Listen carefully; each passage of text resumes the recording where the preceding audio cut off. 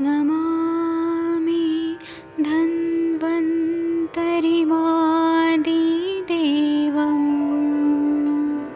सुरासुरैर्वन्दितपादपद्मं लोके जरामृत्युनाशं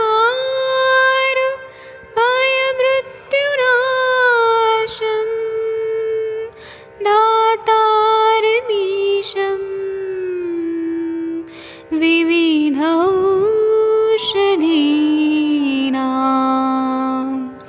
शङ्खं चक्रं जलौकां दधतं मृतघटं चारुतोर्भिश्चतुर्भिः सूक्ष्मस्वच्छादिरुद्यं शुकपरिविलसन् मौलिमं भोजनेत्रं कालाम्बोदोज्ज्वलाङ्गं कटितटविलसत् चारुपीताम्बराढ्यं वन्दे धन्वन्तरिन्तं निखिलगदमिव प्रौढदावाग्निनीलम्।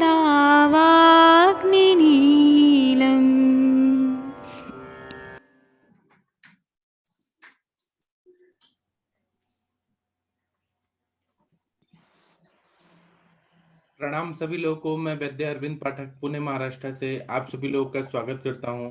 अभी हम लोग माधव निदान में मूर्छा व्याधि पढ़ रहे हैं। इसके अंतर्गत पित्तजा मूर्छा के लक्षण देखेंगे। तो आप लोग के स्क्रीन पे 9वां और 10वां नंबर का श्लोक दिखाई दे रहा होगा।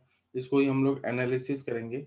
इसमें ऐसा बताया है कि पित्तजा मूर्छा के लक्षण रक्तम हरित वर्णम वा व्यत पित्तमथापि वा पश्यस्तम प्रविशति सस्वेदश्य प्रबुध्यते स पिपासा स संतापो रक्तपित्ताकुलेक्षणः जात मात्रे पतति स शीघ्रं प्रतिबुध्यते सभिन्नवर्चः पित्ताभो मूर्छाये पित्त संभवे। इतना बढ़िया बता रहे हैं ये कि जब पित्तज मूर्छा आती है तो उसकी वजह से क्या होता है कि मनुष्य को आकाश है वो रक्तम हरित वर्णम वा, या तो वो लाल दिखाई देने लगेगा या हरे रंग का दिखाई देने लगेगा।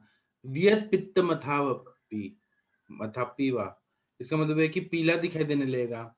पश्यस्तमः प्रविशति सस्वेदश प्रबुध्यते, इसका मतलब ये है कि देखते देखते मनुष्य पश्यस्तमः प्रविशति, देखते देखते मनुष्य मूर्छित हो जाता है और मूर्छा टूटने पर जब वो होश में आता है तो उसे पसीना आता है। सस्वेदश प्रबुध्यते मतलब वो प्रबुद्धते मतलब वो जब जागता है, मूर्छा जब टूटती है तो उसको बहुत ज्यादा पसीना आता है। सपिपासा ससंतापो, इसका मतलब यह है कि उसको बहुत ज्यादा सपिपासा मतलब प्यास लगती है, ससंतापो मतलब बहुत ज्यादा संताप होता है। रक्त पित्ता कुलेक्षण, नेत्र जो है वो लाल पीले और व्याकुल हो जाते हैं।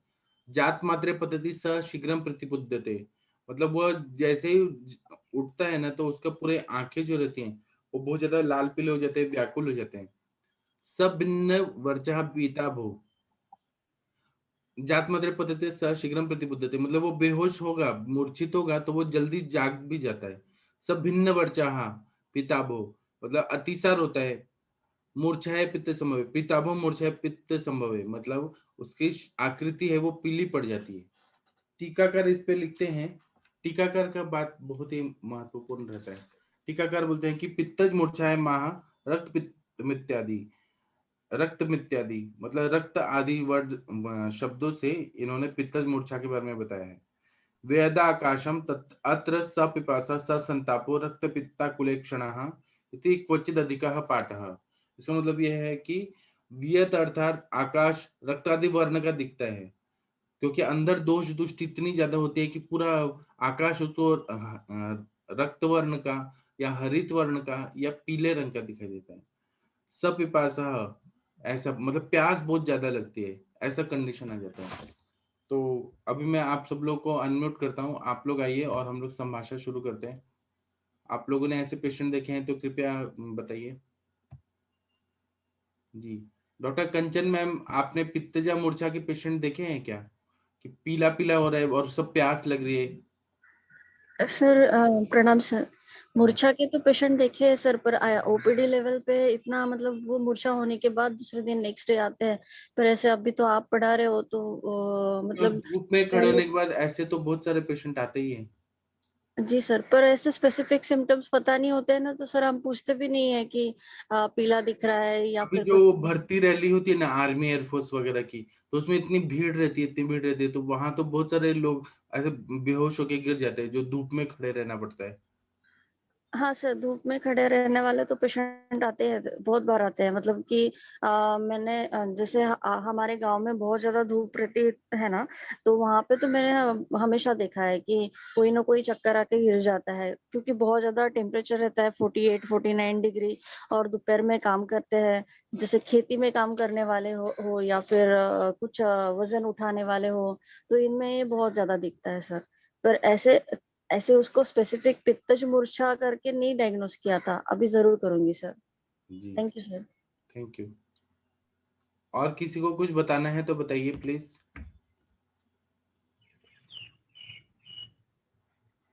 पवन जी, आप कुछ बताएंगे? प्रणाम सर।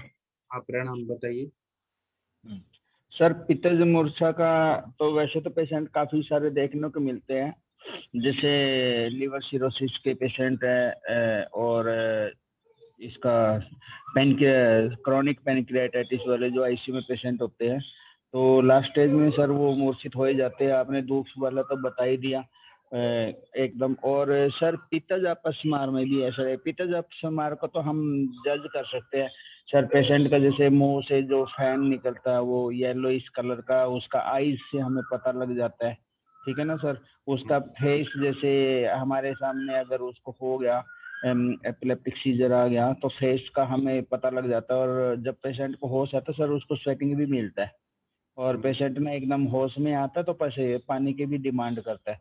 ये पित्तज अपस्मार का लक्षण तो हम अपने सामने देख सकते हैं। पर लीवर सिरोसिस और पेनक्रियाटाइटिस वाले मरीज में फिर वो ऐसा मूर्छा तो आती है, पर वो हम चेहरा वगैरह देख के तो देख सकते हैं, पर वो लक्षण मरीज से नहीं पूछ सकते। जो ओरा रहता है ना उसका, क्या हुआ था, कैसा लगा था। अपस्मार वाले में तो हम पूछते हैं सर, जैसे कोई पेशेंट पहले भी हिस्ट्री देता है, पूछते हैं भाई आपको ओरा में कैसे लगा था। कोई बताता है मेरे को ऐसा नीला नीला दिखा, कोई पीला पीला दिखा, कोई कहता मेरे को ब्लैकआउट हुआ, ऐसे। और ऐसे लक्षण देखने को मिलते ही है। ये ऐसे अक्सर देखने को आते ही है पेशेंट। और बच्चे भी सर जब गिरता है, जब बच्चे मैंने जैसे सुबह सुबह हमारे यहाँ टेम्परेचर ज्यादा होता है, और बच्चे कई बार खाना नहीं खा कर, और वो धूप में खड़े होते हैं। कई बार सर्दियों का जब स्टार्टिंग होती है, सर्दियों का जब एंड होना होता है, और धूप में बाहर प्रेयर में कई बार खड़े खड़े गिर जाते हैं। कई लेडीज भी सर ऐसे भीड़ भाड़ में कोई लाइन लगी है उसमें गिर जाते हैं। तो ऐसा बहुत सारा देखने को वो ऐसा ही रहता है सर। देखने में उनका ना कलर, फेस का कलर ना बिल्कुल, कई बार तो हमें पता भी लग जाता है। जैसे ओपीडी में छोटे बच्चे आते हैं ना सर, उसका जो फेस लगता है ना, जैसे वो मीटिंग करके आया ना बच्चा, और थोड़ा सा ड्राउजी लग रहा है, उसका फेस लगता है सर वो पैलर पैलर पीला पीला सा रंग का। छोटे बच्चों में अक्सर तो मेरे को तो देखते ही पता लग जाता है। मैं पूछ लेता हूँ इसको वो मीटिंग लगी है क्या, कहते हैं हाँ वो मीटिंग लगी है। बच्चा ड्राउजी सा लगता है सर, उसका फेस पीला पीला। छोटे बच्चों में अक्सर ऐसा देखने को तुरंत पता लग जाता है बच्चे को अभी थोड़ी देर पहले वोमिटिंग आई है या फिर होने वाला है। ऐसा देखने को मिलता है। वैजी नमस्ते। नमस्ते पवन सर। ये यहाँ पर सभी वैद्यगणों को नमस्ते। प्रार्थना सभाओं में या कहीं ऑफिस में लंबी लाइन में खड़े थे और अचानक मूर्छा आ गई, या धूप में खड़े थे मूर्छा आ गई, ऐसे बहुत से केसेस हम सभी ने मतलब ओपीडी में जब हिस्ट्री लेते पता चलता है। लेकिन एक बहुत ही टिपिकल सा केस था, उसको किस में रखेंगे, मैं मतलब अभी रिकलेक्ट कर रही हूँ कि बहुत साल पहले की बात है कि दादी जो हैं उन्होंने एकदम एक खंबे को पकड़ा और जोर से बोली कि सब कुछ लाल हो गया, और सब लाल दिख रहा है, क्या हो रहा है मुझे। और उसके बाद फिर वो मूर्छित हो गई। फिर वो पसीने से पूरी भीगी हुई थी, और जब उनका ब्लड प्रेशर नापा गया तो ज़्यादा था, और बाद में उनका सेरेब्रल इन्फार्क्ट आया था, और जो कि धीरे-धीरे करके वो डिसॉल्व हुआ, 72 आवर्स के बाद वो ठीक हो गई। तो इसको हम इसी में रखेंगे ना वैद जी? और सर पॉइजन, हाँ बिल्कुल मैम, वही इसी में आएगा क्योंकि पित्त का यूसन पिक्चर बढ़ जाता है। और मैम इसको ये भी पॉइजन केस में भी तो देखने को मिलता है ना, पॉइजन केस का जो प्रेजेंटेशन रहती है तो वैसे ही रहता है। शुरू में जब पेशेंट को पसीना आता है, लाला स्राव आएगा, उसको प्यास ज्यादा लगेगी, पानी की डिमांड ज्यादा करेगा। पॉइजन वाले में भी ऐसे ही देखने को मिलता है हमें जी।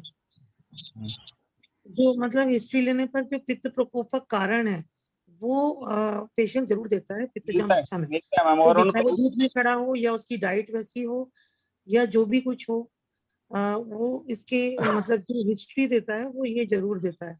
बट और एक जो पीली आंखें दिखना और आंखें लाल दिखना, ये सब चीजें तो बहुत देखी हैं, बट वो जो एक था कि बिल्कुल लाल हो जाना, सब कुछ उनको लाल दिख रहा था बिल्कुल, ये वो एक टिपिकल लक्षण मैंने एक उन्हीं में देखा था कि पूरा सब कुछ लाल हो गया और वो मूर्छित हो गई। उसके बाद जब मतलब वो उसका पसीने में लथपथ हो गई, कुछ तो उनको थोड़े देर बाद आया। और जब उसके बाद इन्वेस्टिगेशन के समय में ये पता चला कि उनका बीपी बहुत हाई था और अंदर ब्लीड हो गया था और उसकी वजह से उनको सारा कुछ लाल दिख रहा था। और जो हेतु था, मतलब जो कारण थे उसमें था कि वो धूप मंदिर में से धूप में से होकर वो आई थी और उसके बाद ही ये हुआ था। हालांकि भोजन वो एक ही टाइम करती थी, भोजन की कोई ऐसी हिस्ट्री नहीं थी, परंतु धूप का सेवन उनका हुआ था। तो यही बस मुझे शेयर करना था और वैद जी से भी पूछना था।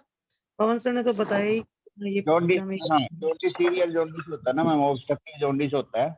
ऑब्स्ट्रक्टिव जॉन्डिस का भी पेशेंट ऐसे होता है क्योंकि उसका पित्त ज्यादा बढ़ जाता है। ऑब्स्ट्रक्टिव जॉन्डिस में बिलिरुबिन लेवल इतना रेंज हो जाता है और वो पूरा का पूरा अंदर पित्त हो जाता है। और कई महिलाएं ऐसे होती है जो जैसे कहीं ज्यादा तीखा खाना, उनका हिस्ट्री भी हम देखते हैं ना, तो उनका ऐसे मिलता है। और वॉमिटिंग का जो कलर भी आता है वो बिल्कुल येलोइश कलर होता है। मूर्छा हुआ थोड़ी देर के बाद उनको होश आ जाता है, वो पित्त निकल जाता है। उसके बाद फिर होश आता है तो तुरंत लगता है, फिर उससे पूछते हैं क्या खाया था, उसकी सभी की यही हिस्ट्री मिलती है, सबने पित्तवर्धक आहार खाया होता है या बिल्कुल ही खाना नहीं खाया होता, ऐसे भी मिलती जी जी पवन सर, ऑब्स्ट्रक्टिव वाले में भी एकदम क्लियर दिखता है, बिल्कुल बिल्कुल पेशेंट ऐसा दिखा एकदम येलो आंखें होती है और पेशेंट कहता भी ये येलोइश दिख रहा है और ये देखा है उसमें। पर उसको मतलब उसके बाद की मूर्छा वाली स्थिति में मैंने नहीं देखा, और अगर वो मूर्छा में गया तो फिर लौटा हुआ नहीं देखा। है। क्योंकि हमें मैं डर एक लगा। हॉस्पिटल में मैंने कुछ दिन काम किया था, तो ऐसे पेशेंट एडमिट होते थे तो बहुत अच्छे उसकी प्रोग्नोसिस मैंने उस समय नहीं देखी थी। कुछ इमरजेंसी में या तो वो आए होंगे और ओपीडी लेवल पर ये वाले ज्यादा देखेंगे जो बच्चे आते हैं जो प्रार्थना सभा में अचानक बेहोश हुए थे और आपके पास इमरजेंसी में दौड़ के वो लोग आ गए कि ऐसा ऐसा हुआ था, या फिर ऑफिस गोअर्स हैं या फिर लंबी एलआईसी के किसी उसमें ऑफिस में लंबी उसमें खड़े हुए थे या राशन की दुकान पे लंबे धूप में खड़े हुए थे, और ऐसे तो बहुत केस देखे हैं ऑब्स्ट्रक्टिव का।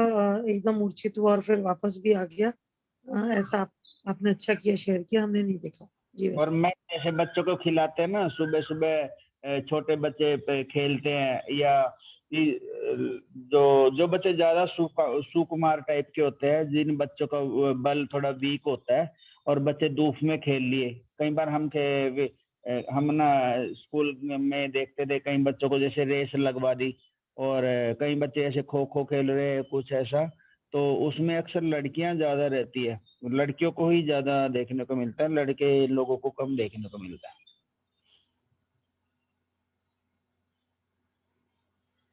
जी ठीक है।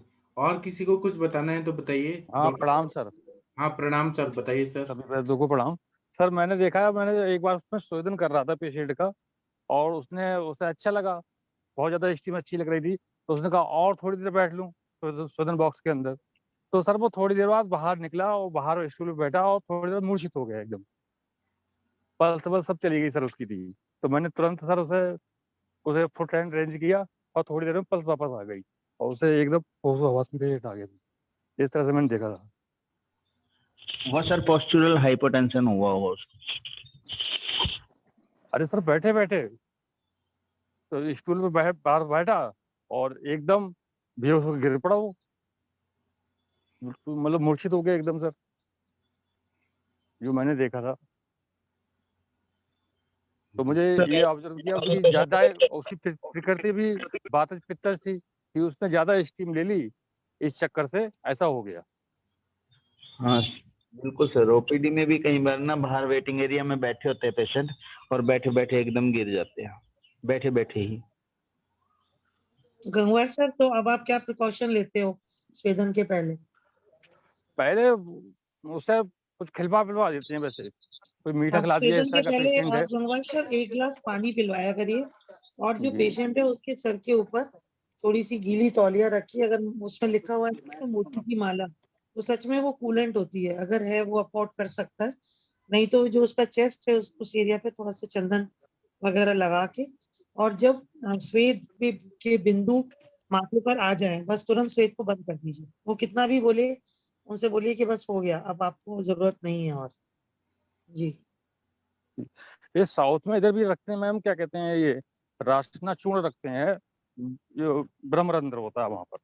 जी, जी, ये पहले डिस्कस भी हो चुका है, और शायद जी विन्यासा मैम थी, उन्होंने बताया था कि जी एक रख कर उसकी वो बनाते हैं छोटी सी चक्की, और उसको रख देते हैं। वो भी रख सकते हैं, वो अवेलेबल नहीं है तो आप गीली तौलिया करके रख दीजिए, और अंदर जाने के पहले थोड़ा पानी पिला दीजिए, जिससे कि पसीना ज्यादा निकलने से या वो प्रकोपित होने से उसको ना आए। और श्वेत बिंदु जैसे ही आ जाए, माथे से ही पता चल जाता है, क्योंकि वही एरिया जो है वो ऊपर रहता है, तो माथे से पता चल जाता है। श्वेत बिंदु जैसे ही आए तुरंत स्टीम को बंद कर दीजिए, या पेशेंट को जरा सी भी घबराहट हो, पेशेंट खुद ही बताएगा। लेकिन अगर वो ज्यादा बोल रहा है कि नहीं, इसके बाद भी अच्छा लग रहा है, अमूमन ठंड के दिनों में पेशेंट ज्यादा चाहते हैं कि स्वेद ले लें, पर ऐसा करना नहीं है। स्वेद बिंदु जैसे ही आ जाए माथे पर, तुरंत स्टीम को बंद करके और पेशेंट को जो है बताइए, हो गया। जी, वंदना मैम, ये मैंने नेचुरोपैथी वाले तो ऐसे भी देखे हैं, जैसे कपड़ा तो रखते ही रखते हैं स्वेदन के दौरान, सिर पे गीला कपड़ा और पानी भी थोड़ा थोड़ा सा जिस तरह गीला करके डालते रहते हैं, या पानी भी थोड़ा थोड़ा गीला करते रहते हैं, और कई बार स्वेदन के तुरंत बाद ठंडे पानी से नहला भी देते हैं, ऐसा मैंने देखा है। वो तो हम लोगों के यहाँ नहीं है, वो नेचुरोपैथी वाले करते हैं कि वो अचानक जो वेजो डायलेशन हुआ, फिर वेजो कंस्ट्रिक्शन करते हैं। पर हम हाँ लोग के हाँ पंचकर्मा में जो हम लोग स्टीम देते हैं, उसमें ये सब नहीं होता। हाँ, मैंने देखा है एक पेशेंट को, नेचुरोपैथी वाला एक यहाँ पे डॉक्टर है, उसने किसी पेशेंट को ऐसे स्वेदन दिया, और स्वेदन देने के बाद है उसने बोला तुरंत ठंडे पानी से नहाओ। मैं थोड़ा हैरान आ गई, ये तो समझ में आया भाई, इसका बॉडी का पूरा कोर्स ओपन हो गए, फिर उसको उसने कंस्ट्रिक्ट करने के लिए वो किया, और पेशेंट को कुछ भी नहीं हो। और नहाने के बाद उसको मैंने पूछा कैसा फील कर रहा है, कहता मेरे को तो बहुत अच्छा लग रहा है, और उसको नहीं, पानी वो भी कौन सा उसमें, वो एक्चुअली हम लोग तो पूर्व कर्म के रूप में करते हैं ना ये। वो लोग अपना जो उनका अपना वेजो डायलेशन और कंस्ट्रिक्शन, केवल इतना ही भाग वो यूज करते हैं। हम लोग तो पूर्व कर्म के रूप में करते हैं, तो हमारा तो अगर हमने ठंडा पानी डाल दिया तो हमारा किया धरा सब बराबर हो जाएगा, तो ऐसे नहीं करते हम लोग। हाँ, जी, वो पूर्व कर्म की इतनी बात करते हैं, ये तो है।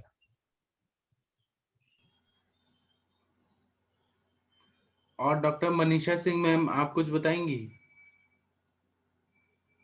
डॉक्टर मनीषा सिंह मैम, अगर सुन पा रही हैं तो बताइए कृपया, आपने ऐसे पेशेंट देखे हैं?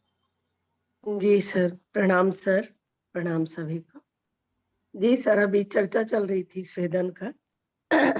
उसमें मेरे यहाँ 64 ईयर ओल्ड लेडी थी, और वो स्टाफ को बोलती कि थोड़ा और लेने दो, ऐसे ही सेम कि अच्छा लग रहा है, मुझे थोड़ा और स्टीम चाहिए। और उनको थोड़ी देर के बाद जब वो एकदम मूर्छित होने लगी, तो तुरंत वो स्टीम बॉक्स को उन्हें खोला, उठाई, हाथ में वो संभल ही नहीं पाई, वो बिल्कुल नीचे गिर गई। जबकि गीला टॉवेल और पानी आनी भी दिया जाता है स्टीम से पहले, लेकिन वो बहुत ज्यादा स्टीम ले ली थी, ठंड का टाइम था, पता नहीं चला। वो बहुत घबरा गई और तुरंत आई मेरे पास कि वो तो गई, ऐसे बोलने लगी। फिर फटाफट उनको पानी वानी के छींटे दिए सिर पर, हाथ पैर को बहुत मसाज कराए। लगभग 2-2.5 मिनट के बाद वो कॉन्शियस में आई हो। तब से बिल्कुल मना कर दिए कि कितना भी कोई स्टीम मांगे, कितना भी ले, उसको उनको नहीं देना है।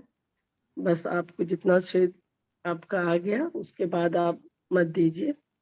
और देना भी है तो थोड़ा पानी वानी दे करके या टॉवेल को फिर और चेंज करिए, उसके बाद दीजिए। उसमें बहुत घबरा गए थे वो लोग, फिर बाद में बहुत मुश्किल से कॉन्शियस में आई हूँ। तो ऐसा होता है सर, स्टीम का होता है, बॉडी में ज्यादा स्वेद आने से बॉडी भी इलेक्ट्रोलाइट हो जाती है, तो इसमें होता है। और कुछ पेशेंटों में भी मिलता है जो डायरिया वाले भी आते हैं, तो धीरे धीरे वो कोलैप्स हो जाते हैं, तो उसमें भी यही देते हैं उनको वाटर रिटेंट करने के लिए। और मकर ध्वज वगैरह जब बीपी लो हो जाता है उसमें भी मूर्छित होने लगते हैं।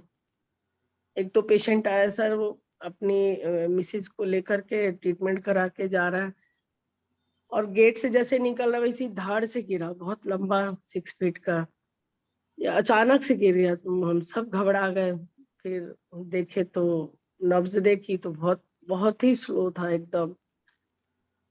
फिर पानी वानी के छींटे दे करके उनको लेटवाए, 3-4 लोग मिलकर सब लेटा करके। तुरंत वही सिद्ध मकर ध्वज रहता है और बहुत फास्ट काम करता है ये, फटाफट शहद में घोल के उनको दिलवाए मुंह में। आधे घंटे के बाद वो फिर काफी अच्छे उसमें आए, बैठे और नॉर्मल लगे। फिर हम लोग कि रुक के जाइए 1-2 घंटे। बीपी देखी तो बहुत ही कम था, बहुत लो था उनका, 80-60 ऐसे चला गया था। फिर भी वो टैबलेट खाने के बाद आधे घंटे के बाद बोलते नहीं मुझे बहुत अच्छा लग रहा है, और बाइक चला के वाइफ को लेके गए। तो ऐसी घटनाएं मिलती हैं सर, उस समय हमको फिर अलर्ट रहना पड़ता है। जी सर, अभी वंदना मैम ने भी बताया सब, बहुत सारे अच्छे इंस्ट्रक्शन दिए, पवन सर ने भी। Thank you sir. जी, और किसी को कुछ बताना है तो बताइए, पित्तज मूर्छा का कोई एक्सपीरियंस?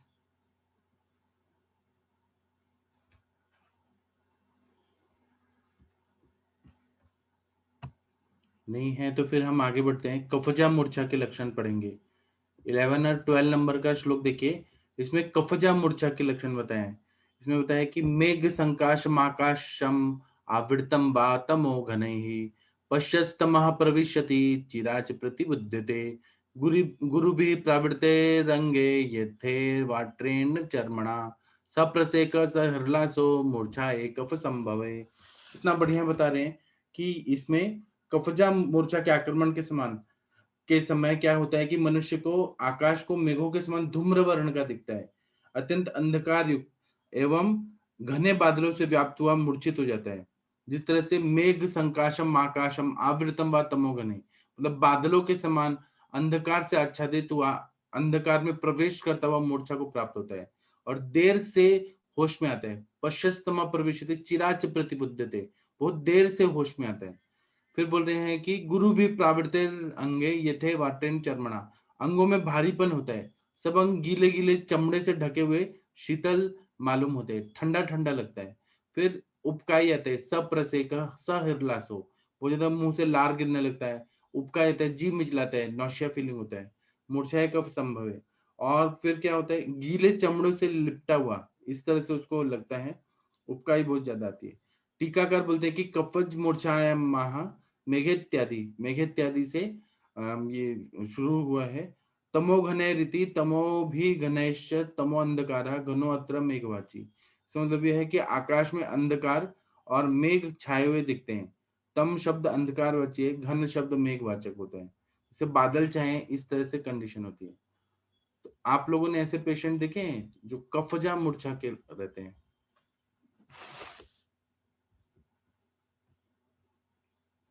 डॉक्टर कन्वल देवल मैम, आपने ऐसे पेशेंट देखे हैं? या विकास कुमार जी, कुछ बताइए आपका एक्सपीरियंस। हेलो, प्रणाम सर। हाँ प्रणाम, बताइए। सर इसमें मेरा एक्सपीरियंस तो ऐसे रहता है कि जैसे हम कई बार ब्लड टेस्ट के लिए सैंपल लेते हैं पेशेंट का, तो तब पेशेंट काफी ऐसे फेंट हो जाता है जी।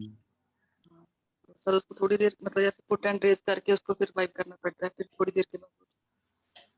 जी ठीक है, और किसी को कुछ एक्सपीरियंस है तो बता सकते हैं, नहीं तो हम आगे बढ़ते हैं। सन्निपातजा मूर्छा के लक्षण, इसमें तीनों दोषों का रहता है। अगर आपने नहीं देखे हैं तो आप पेशेंट देखिएगा और हमें बताइएगा। 13 नंबर का श्लोक है, सन्निपातजा मूर्छा के लक्षण। सर्वाकृति सन्निपातद अपस्मार इवागतः स जंतुम पातेत्याशु विना विभस्त चेष्टतैः। इसका मतलब है कि जिस मूर्छा में ऊपर गए हुए तीनों दोषों के लक्षण प्रकट हो जाते हैं, इसमें तीनों सन्निपातज है, तीनों लक्षण आ जाते हैं और शीघ्र मनुष्य गिर पड़ता है, फिर और देर से होश में आता है, और अपस्मार के समान मुंह से फेन नहीं आता है, दांत बैठ नहीं जाता है, आंखों की पुतलियां भी नहीं चढ़ती, उसे त्रिदोषज की मूर्छा कहते हैं। मतलब इसमें मेन टिपिकली बता रहे हैं कि मुंह से झाग नहीं आता है, अपस्मार वाले में झाग आता है, और हाथ पैर और विशेषतः नेत्रों का विकृत होना इसमें नहीं होती है, जैसे कि अपस्मार में होता है। केवल प्राणी मूर्छित होकर गिर जाता है, ये सन्निपातज अवस्था होती है। टीकाकार बोलते हैं कि सान्निपातिका महासर्वेत्यादि, मतलब सान्निपातिक मूर्छा इस तरह से है कि इसमें सर्वेत्यादि से बताया है। इसमें एक क्वेश्चन पूछा है कि ननु सर्वाकृति रीति विरुद्धम उद्देश्य षड्विधा सा प्रकृतिता इत्यादि तत्वात्, मतलब यहाँ पे सर्वाकृति बताया है और आरंभ में बोला षड्विधा सा प्रकृतिता, मतलब मूर्छा के 6 भेद निश्चित कर दें, तो फिर सन्निपातस तो 7वां भेद हो जाएगा, और इसमें 7वां टाइप तो बताया नहीं है, तो यहाँ पे क्यों उल्लेख किया गया है? तो इसका ये खुद ही समाधान लिखते हुए कहते हैं कि इसका मूल तो सुश्रुत मतानुसार है और व्याख्यान चरक मतानुसार लिया है। चरक ने पृथक दोषों से 3 और सन्निपात से चतुर्थी मूर्छा मानी है, चरकाचार्य जी ने। चरक के अष्टोदरीय अध्याय में कहा है कि मूर्छा भी अपस्मार के समान 4 ही होती है, वातज, पित्तज, कफज और सन्निपातज। दोषानुसार इन चारों में अंतर्भाव हो जाता है, किंतु सुश्रुत में से रक्तज आदि मूर्छाओं के लक्षण चिकित्सा विद से स्पष्ट करने के लिए पृथक मान लिया गया है। इस प्रकार ये 3 हो जाती है, वातज, पित्तज, कफज, ये हो जाती है। सन्निपातज मूर्छा को तीनों दोषों में ही अंतर्भाव कर लेते हैं, और त्रिदोषावस्था में किसी न किसी दोष की उत्कटता अवश्य रहती है, अतः उसी उत्कट दोषानुसार उसका निर्देश कर दिया जाता है, एवं सुश्रुत मतानुसार 6 की 6 रह जाती है। यही इन दोनों आचार्यों के विषयों में भेद है। माधव निदान एक संग्रह ग्रंथ है, इसमें संपूर्ण तंत्र के सिद्धांत स्वीकार किए जाते हैं। इसी उद्देश्य से यहाँ दोनों आचार्य के सिद्धांतों को मिलाकर लिख दिया गया है, अतः कोई दोष प्रतीत नहीं होता। और अपस्मार वेती, जैसे अपस्मार से पीड़ित मनुष्य अपस्मार के वेग के समान एक बड़े अभिघात से गिर जाता है और चिरकाल के पश्चात प्रतिबुद्ध होता है, वैसे सन्निपातिजा में मूर्छा आती है, लेकिन भेद इतना है कि अपस्मार में वेग के समय मुख से झाग आते हैं, अपस्मार में नेत्र विकृत हो जाते हैं, अपस्मार में दांत मिल जाते हैं, तथा इन लक्षणों से मनुष्य अत्यंत भयानक सा दिखने लगता है। किंतु मूर्छा में यह सब कुछ नहीं होता, केवल मनुष्य नेत्र मुंदे हुए काष्ठ की तरह गिर पड़ता है और अपने निश्चित समय पर मूर्छित रहकर उठ जाता है, ऐसा बता रहे हैं। अभी आप लोग कुछ बताइए, अगर आप लोगों ने ऐसे पेशेंट देखे हैं तो बताइए, अगर नहीं देखे हैं तो आप लोग देखिएगा फिर बताइएगा। मुकेश साहू जी, आपने ऐसे पेशेंट देखे हैं मूर्छा के अलग अलग टाइप्स के? डॉक्टर मुकेश साहू जी, डॉक्टर शशि तिवारी जी? नहीं तो अभी हम 14 नंबर का श्लोक पढ़ते हैं। इसमें रक्तजा मूर्छा के लक्षण बता रहे हैं। पृथक व्याप्य स्तमो रूपम रक्तगंधस्तदन्वयः तस्मात् रक्तस्य गंधेन मूर्छन्ति भुवि मानवाः द्रव्य स्वभाव इत्येके दृष्ट्वा यदभि मोहयति। इतना बढ़िया बता रहे हैं। ये बता रहे हैं कि रक्तजा मूर्छा के वर्णन करते हुए लिखते हैं कि पृथ्वी और जल दोनों तमो रूप होते हैं, इसलिए शास्त्र में कहा गया है तमो बहुला पृथ्वी, अर्थात पृथ्वी पंच महाभूतों में पृथ्वी तम प्रधान होती है। सत्व तमो बहुला आपह, जल तत्व में सत्व और तमो गुण की बहुलता होती है, इसलिए इन दोनों में तमो गुण की प्रधानता होने से इनको तमो रूप कहा गया। रक्त गंध तद अन्वय, रक्त में द्रवांश तो जल से आते हैं और गंधांश पृथ्वी से, मतलब जो पानी वाला तत्व है वह कैसा होता है, तो वह जल महाभूत से, और जो स्मेल वाला गंधांश रहती है वो पृथ्वी तत्व से, इसलिए रक्त भी तमो रूप हुआ। और तमो में रक्त के गंध से भुवि मानव, अर्थात ऐसे मनुष्य जिनमें तमोगुण की अधिकता होती है मूर्छित हो जाते हैं। इसमें पृथ्वी, जल, रक्त और रक्त के गंध से मूर्छित होने वाले ये सब मनुष्य तम से आवृत होते हैं। केवल यही नहीं, इनसे होने वाली मूर्छा भी तमो प्रधान होती है, क्योंकि कहा है कि मूर्छा पित्त तम प्रायः। इन सबके तमोमय होने से रक्त की गंध को सूंघते ही तामस प्रकृति के समय मनुष्य मूर्छित हो जाया करते हैं। सात्विक और राजसिक प्रकृति के मनुष्यों को रक्त के गंध से मूर्छा नहीं होती है, इससे भी यह स्पष्ट है।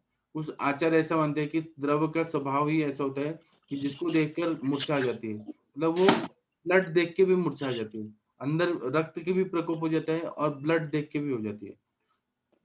प्राय ऐसे देखा जाता है कि कई मनुष्य इतने दुर्बल हृदय के होते हैं जिनको रक्तपात देखते ही मूर्छा हो जाती है, जब ब्लड देखा उन्होंने और फिर मूर्छित हो जाते हैं वो लोग।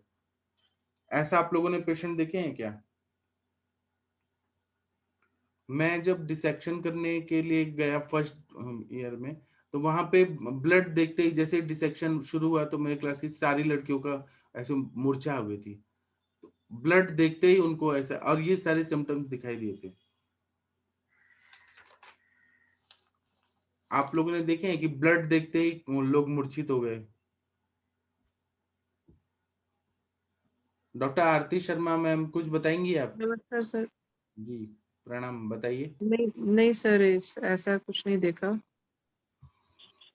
ठीक है, आप लोग सर ऐसे तो देखते मिलते, कई बार अटेंडेंट आते हैं ना, हम छोटा मोटा प्रोसीजर कर रहे होते हैं और अटेंडेंट को कह देते हैं या ब्लड निकालते हैं या ब्लड का सैंपल लेने के लिए भी अटेंडेंट को कहते हैं पकड़ना एक बार जरा, या पास खड़े हो ना, तो काफी सारे पेशेंट देखने को मिल जाते हैं ब्लड देखते हैं। जैसे अभी मैम ने बताया था ना, ये वाली कनबल मैम ने, ऐसा तो बहुत सारे लोग देखने को मिलते हैं। कई बार पेशेंट एक्सीडेंट होके आता है हॉस्पिटल में और देखने वाले में से भी एकदम कोई नहीं कोई चक्कर खा के गिर ही जाता है।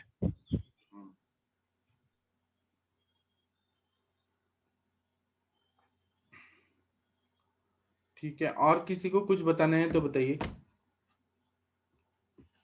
अगर आप लोगों ने नहीं देखे हैं तो आप देखिएगा, वातज, पित्तज, कफज, सन्निपातज, रक्तजा मूर्छा के लक्षण देखिएगा।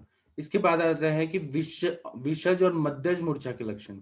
ये तो बहुत आप लोगों ने देखे। हाँ जी बताइए। सर प्रणाम सर। सर जैसे पित्तज और रक्तज के तो देखे सर, कफज के लिए जैसे उसने कहा कि जहाँ देर से मूर्छा से बाहर निकलते हैं, तो सर ये किस चीज के अंदर हम मान सकते हैं?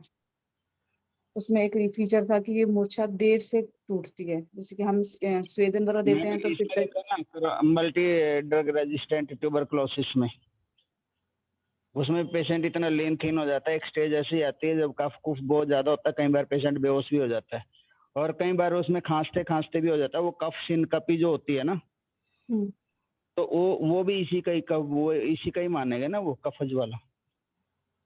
मान लो पेशेंट को कफ बहुत ज्यादा हो गया और वो खांस रहा है, कंटिन्यूस खांस रहा है और उसको कफ सिनकपी होगी, बेहोश हो जाता है ना पेशेंट, तो कफज में ही तो है। जो हाइपोग्लाइसीमिक स्ट्रोक में जाता है पेशेंट, वो किस में माना जाएगा? मैम हाइपोग्लाइसीमिया तो इसमें आप सन्निपातज में भी मान सकते हो उसको, क्योंकि उसमें तो सारे लक्षण देखने को मिलते हैं और उसमें पित्तज में ज्यादा मानेंगे मैम, क्योंकि उसमें ना पित्तज वाले के क्लासिकल बताया, उसमें स्वेटिंग होती है पेशेंट को। जब हाइपोग्लाइसीमिया होता है ना पेशेंट को, हाँ, तो उसमें आप पूरी बॉडी कोल्ड एंड क्लैमी हो जाती है ना, स्वेटिंग आती है ज्यादा। वैसे तो त्रिदोषज ही होता है लास्ट स्टेज में, जब पेशेंट को ना हाइपोग्लाइसीमिया रहता है तो उसमें ऐसा ही रहता है, पेशेंट लिथार्जिक होता जाता है और अल्टीमेटली अनकॉन्शियस हो जाता है और पेशेंट की बॉडी को हम टच करेंगे तो पूरी बॉडी स्वेटिंग वाली होती है। इसमें हमारे आचार्यों ने तो उसको पित्तज में ही डाला। इनकॉन्टिनेंस भी होता है सर, तो ये भी पित्तज में भी आएगा, पित्तज में भी लिखा है। क्या सर, कौन सा? इनकॉन्टिनेंस फेसेस और यूरिन जो भी, वो तो सीजर में होता है सर। हाइपोग्लाइसेमिया में भी होता है कभी तो, वो सीजर हाइपोग्लाइसेमिक सीजर हो जाता है ना, तब होता है वो। अच्छा अच्छा, जी जी ठीक है सर, थैंक यू सर। ठीक है, अरविंद सर आप क्या कहेंगे सर इस पे, सर कि हम किस पे रख सकते हैं इसको, हाइपोग्लाइसेमिक शॉक को? अगर स्वेद प्रवृत्ति हो रहा है तो पित्तजा में आएगा। अगर वो बेहोश हो जा रहे हैं और पूरा काला काला दिख रहा है, अंधकार हो रहा है, तो वातज में आएगा। कौन से सिम्टम्स दिख रहे हैं उस हिसाब से हम डिसाइड करेंगे। अगर हुरलास हो रहा है और कफ बढ़ा हुआ है तो वो कफजा, मुंह से पानी आ रहा है तो कफजा। Okay sir. हाँ, अब है कि विष और मध्य की मूर्छा के लक्षण। 15वां नंबर का श्लोक है, गुणास्तीव्र रत्वेन स्थितासु विश्व मध्ययोः तैव तस्मात् ताभ्याम तु मोहो स्यातम यथेरितो। इसमें ऐसे बोल रहे हैं कि विष और मध्य में रुक्ष और 10 गुण तीव्रता रूप में है, विष में और मध्य में। अतः उन 10 गुणों के कारण विष और मद्य से यथोक्त गुणों की शक्ति के अनुसार मूर्छाएं होती हैं। और सुश्रुताचार्य जी ने बोला है कि विष के 10 गुण होते हैं, रुक्ष, उष्ण, तीक्ष्ण, सूक्ष्म, आशु, वैवाही, विकासी, विशद, लघु और अपाकी, ऐसे लक्षण बोले हैं विष के। चरकाचार्य जी ने अपाकी के स्थान पर अनिर्देश रस कहा है। मध्य के गुण वाग्भटाचार्य जी ने तीक्ष्ण, उष्ण, रुक्ष, सूक्ष्म, अम्ल, वैवाही, आशुकर, लघु, विकासी, विशद बताएं। ये गुण साधारणतया दोनों में समान ही होते हैं। विष में तीव्रता और मध्य में तीव्र होते हैं और इसलिए विषय मूर्छा स्वयं दूर नहीं होती है, मध्य स्वयं मध्य पचने पे दूर हो जाता है। आप लोगों ने देखा होगा जो लोग बहुत ज्यादा शराब पीते हैं उनको ये सर ये बहुत पंजाब में बहुत कॉमन देखने को मिलती है मध्य वाली मूर्छा, तो सड़कों पर लोग गिरे पड़े होते हैं। जी जो रूटीन में पीते हैं वो जैसे कहीं भी गिर जाते हैं, थोड़ा सा होश में आ जाते हैं तो फिर चलने लग पड़ते हैं।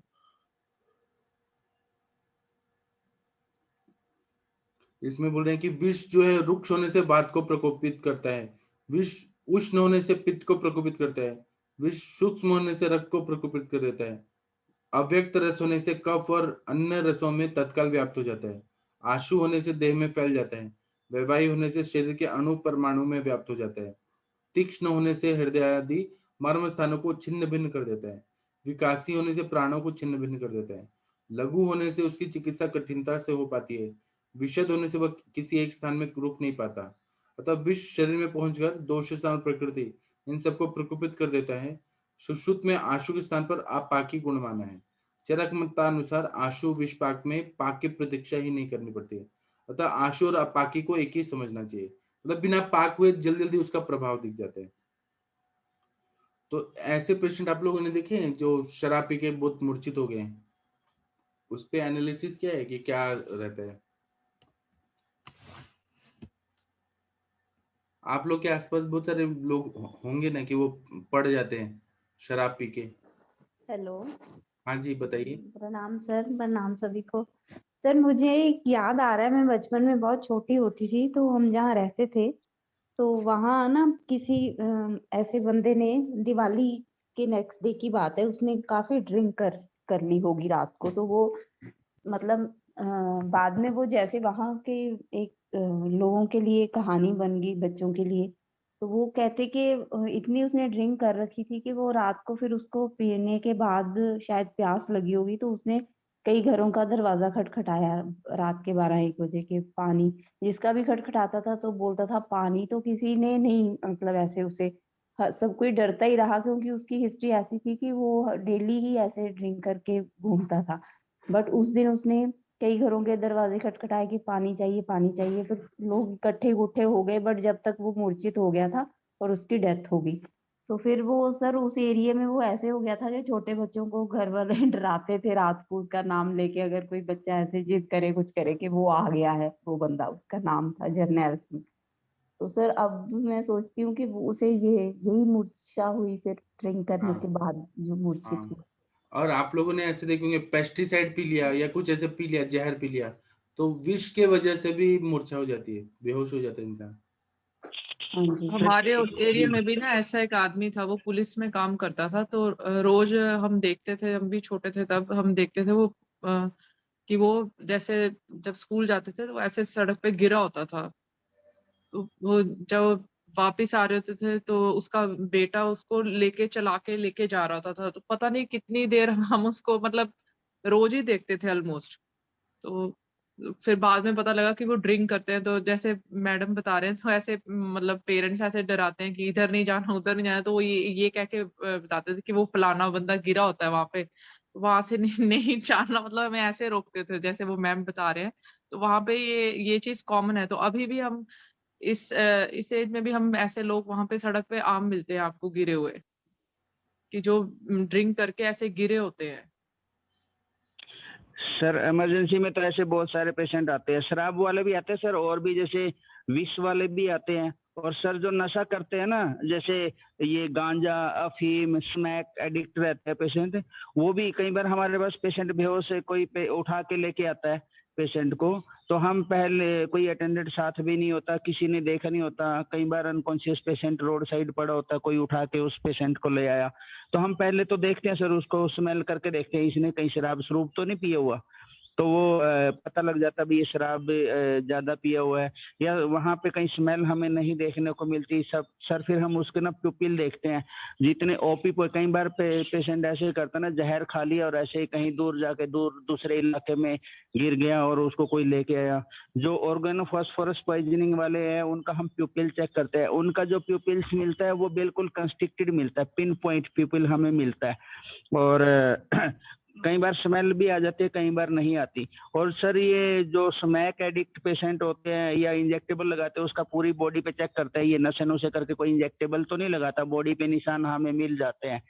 और सर जैसे धतूरा वगैरह भी कई बार लोग ले लेते हैं ना, ये सूखे ही धतूरे खा जाते हैं, ओपियम फीम भुक्की वगैरह जो खाते हैं उसमें भी। और सर ये जो डायबिटीज कीटोएसिडोसिस वाला पेशेंट होता है वो भी ऐसा ही देखने को मिलता है, क्योंकि कीटोन बॉडी होती है ना, वो भी विष जैसा ही होता है, उसमें भी हम ऐसा ही देखने को मिलता है और पेशेंट अनकॉन्शियस हो जाता है।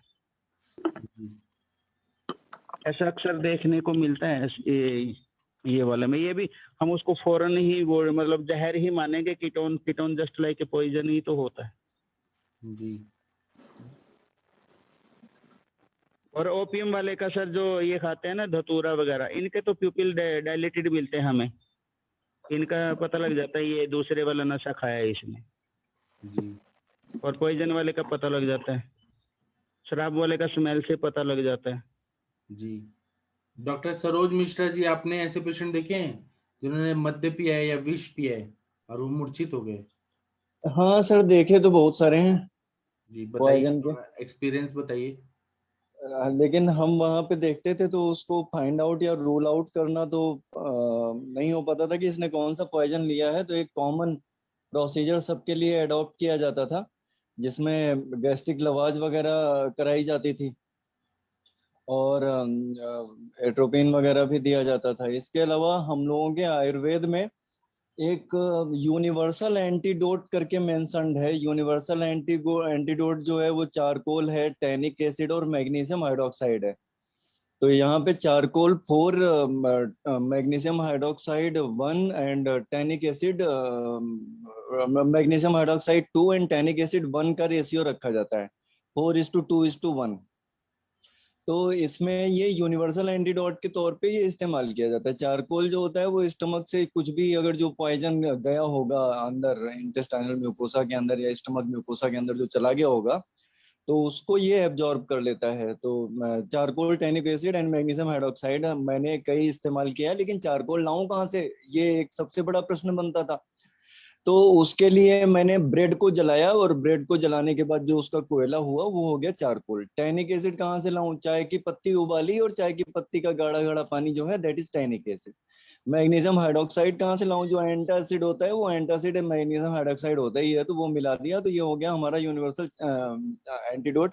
और ये सबको हम लोग दे दिया करते थे क्योंकि पता नहीं होता था कि कौन सा इसने पॉइजन लिया होता है। जैसे पवन बॉस ने अभी थोड़ा डिफरेंशियली आइडेंटिफाई किया कि ऐसा ऐसा करके प्यूपिल अगर जो कॉन्स्ट्रिक्टेड है, पिन पॉइंट है, तो ये धतूरा या एट्रोपिन टाइप का एट्रोपा बेलाडोना धतूरा वाला पॉइजन लिया होगा।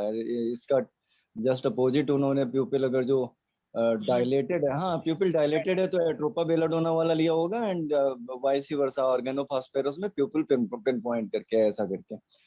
अच्छा, तो एक बार हमारे यहाँ पे एक कुत्ता पाला था हम लोगों ने, तो कुत्ते ने खा लिया मॉर्टिन खा लिया। तो अब इसको गैस्ट्रिक लवाज करानी है, कैसे करानी है, वेटनरी डॉक्टर से पूछा कैसे कराएं इसको, तो कहा कि इसको हाइड्रोजन पेरोक्साइड पिला दीजिए, इसको उल्टी हो जाएगी।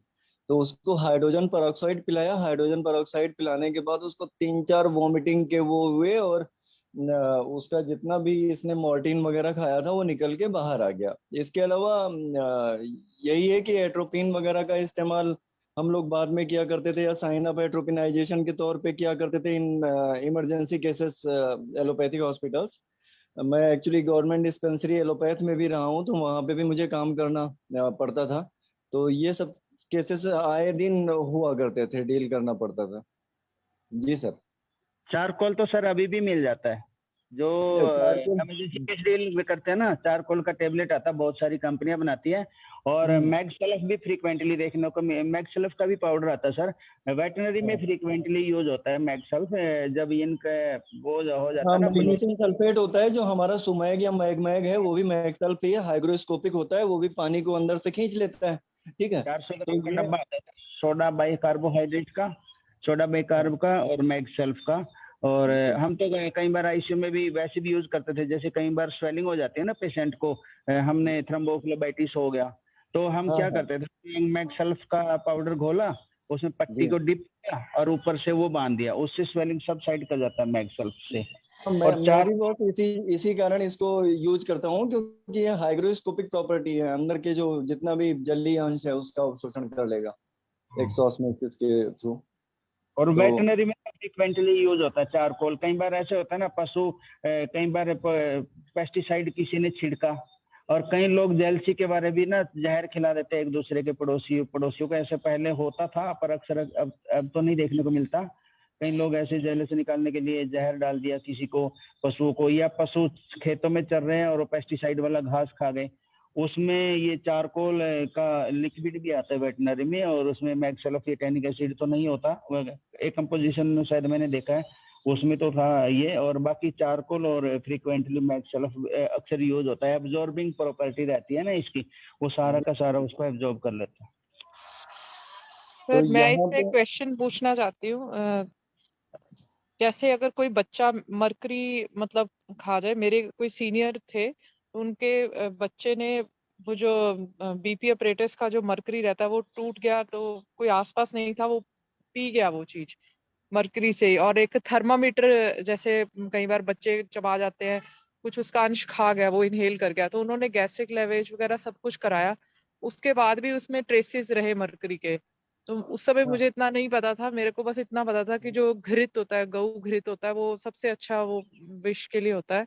तो उसको मैंने बोला कि इसको खूब जैसे मर्जी इसको गोघृत पिला के उसको मैंने सद्य विरेचन कराया, बच्चा था, तो उससे थोड़ा सा तो फर्क पड़ा। बट ऐसे केस में हम क्या दे सकते हैं, कभी कभी बच्चे ही एक्सीडेंटली पी लेते हैं। परगेटिव ज्यादा यूज करना चाहिए मैम, कुछ भी परगेटिव प्रॉपर्टी का जो प्रोडक्ट है ना वो ज्यादा यूज करे, ताकि उसको एब्जॉर्ब करे या नीचे के रास्ते से बल्क बना के उसको नहीं, तुरंत उन्होंने निकाले। एलोपैथिक में सब ट्रीटमेंट ले लिया था, बट फिर भी जब भी वो टेस्ट कराते थे उसमें ट्रेसेस ऑफ मर्करी आ ही रहा था। परगेटिव वगैरह वो तो एलोपैथी में जो गैस्ट्रिक लेवेज करते हैं वो उन्होंने करवा चुके थे वो सब कुछ। उसमें लहसुन और गंधक ये तो देना चाहिए सर। घृत तो इसमें सबसे ज्यादा, जैसे कोई भी होता है ना, जैसे हम विष का कोई भी मानते हैं, जैसे स्नेक बाइट भी हो जाता है ना, तो भी हम कहते हैं ना पूरे लंबे टाइम तक घृत का सेवन करना चाहिए, गो घृत का। सर लहसुन और गंधक, आंवला सार गंधक या गंधक रसायन वटी वगैरह कुछ? गंधक रसायन वटी भी दे सकते हैं, लेकिन वो विरेचन करना बहुत अच्छा रहता है। नहीं, वो तो उनको बस मैंने ये बोला था जितना घी पी सकता है, खुद ही घी से ही उसको विरेचन होने लगा, जैसे हर चीज में घी ऐड करते जाओ, तो उससे उसको फर्क पड़ा। बट ट्रेसेस कुछ ना कुछ रहते गंधक ही थे। रसायन और लहसुन ज्यादा से ज्यादा खाएं तो वो ये हो जाता है ना, कज्जली टाइप एक तरह से। तो मैम सिम्टम भी आ रहे थे क्या उसको? कई बार सोचते हैं, कहते हैं ना पारा खा लेते हैं तो वो फूट फूट के बॉडी से निकलता है, ऐसा कुछ सिम्टम देखने को मिला था आपको? सर नहीं, ऐसा कोई सिम्टम उसने डिस्क्राइब नहीं किया था, मेरे काफी सीनियर हैं, तो उन्होंने बस इतना ही बोला था कि हम आयुर्वेद में क्या कर सकते हैं, क्योंकि वो खुद एलोपैथिक प्रैक्टिस करते थे। तो मैंने उनको ये बोला कि मैंने आज तक यही पढ़ा कि घृतपान बहुत ज्यादा, जो गो घृत होता है वो सबसे अच्छा एंटीडोट होता है। उनको मैंने यही बताया था, तो उन्होंने 2-3 महीने से किया था। तो बस वो यही बता रहे थे कि हम सब कुछ कर चुके हैं, बट सिर्फ फिर भी ट्रेसेस ऑफ वो मरकरी आता है। तो उसके बाद उन्होंने मेरे को कोई उसका रिपोर्टिंग नहीं किया, क्योंकि बार बार उन्होंने भी टेस्ट नहीं कराया। और वैसे तो मैडम छोटी मोटा खाने से तो कुछ होता नहीं है, भगवान ने इतना बड़ा सिस्टम दिया है, तो पारद के 16 संस्कार अंदर ही कर देती है बॉडी, ज्यादा मात्रा में खा ले तो अलग बात है। Okay sir. जो हम लोग सी फूड खाते हैं तो सी फूड में भी नेचुरली मरकरी रहता है, तो उसको खाने से भी कई बार मरकरी पॉइजनिंग हो जाया करता है।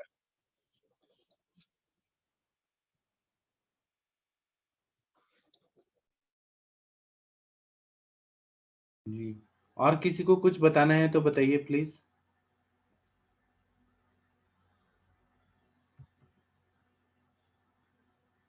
नहीं तो आगे बढ़ते हैं, इसमें बताया कई है। बार हाँ सर, एक चीज और मैं बोलना चाह रहा हूँ, कई बार केरोसिन पॉइजनिंग के केसेस आते हैं। केरोसिन वगैरह किसी ने, बच्चे ने, छोटा बच्चा है तो खा पी लिया, तो हाँ ऐसे केसेस में हम लोगों को क्या गैस्ट्रिक लवाज करानी चाहिए, नहीं करानी चाहिए? तो इसके बारे में मैंने, बिल्कुल नहीं करानी चाहिए, बिल्कुल नहीं करानी चाहिए कोई भी हाँ ऑयल पर पवन बहुत सही बोल रहे हैं कि इसमें गैस्ट्रिक लवाज का इंडिकेशन नहीं है, ये अपने आप ही ये एब्जॉर्ब हो जाता है।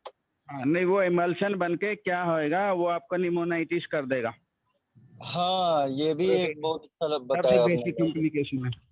जी जी जी। तो वो अपने आप निकल जाता है सर, अगर कैरोसिन अगर किसी ने पी लिया? हाँ वो अपने आप ही एब्जॉर्ब हो जाता है।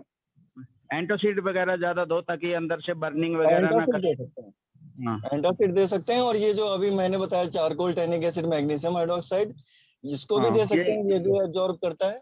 और जैसे बच्चे रहते हैं, छोटे बच्चे रहते हैं, एक बार एक केस आया था, उसने गुड नाइट का जो लिक्विड होता है वो पी लिया, तो उसको मैंने रेफर कर दिया था। बट ऐसे केस अगर आ जाए तो क्या करना सिंपल होता है चाहिए मैम, उसमें? डरना नहीं, सिंपल होता है, कुछ नहीं होता उससे। मोर्टिन वगैरह खा लेता है तो उसमें हीमोलिसिस होता है ज्यादातर और बहुत सारे ऐसे आते हैं, मैंने कोई भी मोर्टिन का कोई कॉम्प्लिकेशन ऐसे देखा नहीं है।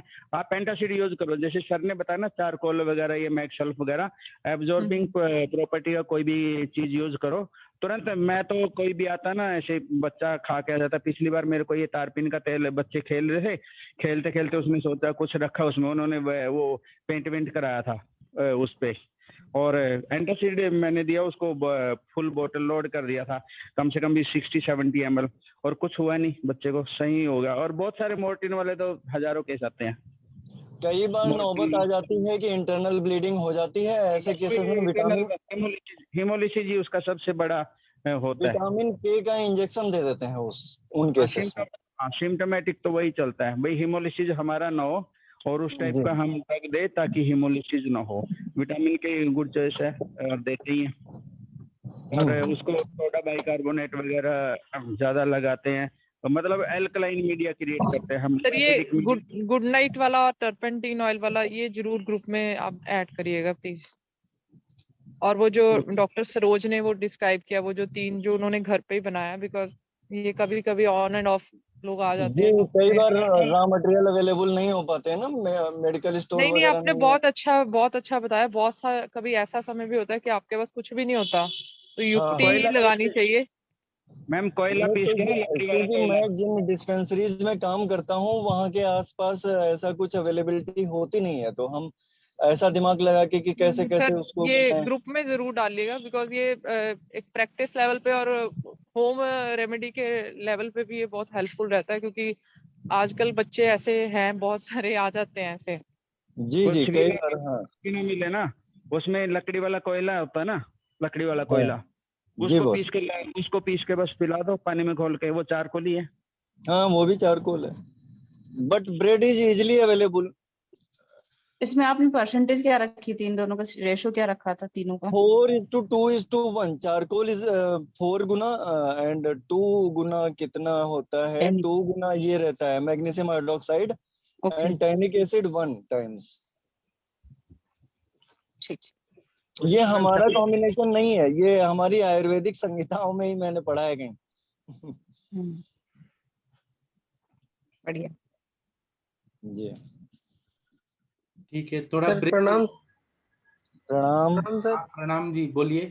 हाँ सर, इसमें एक बार आपने एक लेक्चर में बताया था, अगर जो भी विष होता है अगर उसका सेवन कर लिया जाता है तो उसकी जो शोधन विधि होती है वो द्रव्य भी अगर शरीर में प्रयोग किया जाए, मतलब उस रोगी पे जब प्रयोग किया जाए तो उसको तुरंत लाभ मिलता है। जैसे अब मैडम बता रही थी कि वो मरकरी पॉइजनस वाला केस था, तो वहां उसका शोधन की जो प्रक्रिया अपनाते हैं मरकरी शोधन की, वही प्रक्रिया अगर उस मतलब जो भी रोगी होता है उसके साथ अपनाई जाती है तो वो रोगी ठीक हो जाता है। जैसे जयपाल, कई बार जयपाल के लोग बीज खा लेते हैं, तो वहाँ जो जयपाल की शोधन प्रक्रिया होती है वो अपनाई जाती है। बाकी गैस्ट्रिक लवाज तो खैर सभी में किया जाता है। एक ये चीज और ऐड करना चाहता हूँ। थोड़ा हम ठीक, 5 thank you minute sir. Break ले लें क्या? ब्रेक के बाद मिलते हाँ हैं। हाँ सर, हाँ सर, हाँ सर। हाँ, ब्रेक के बाद मिलते हैं। प्रणाम सभी लोग को।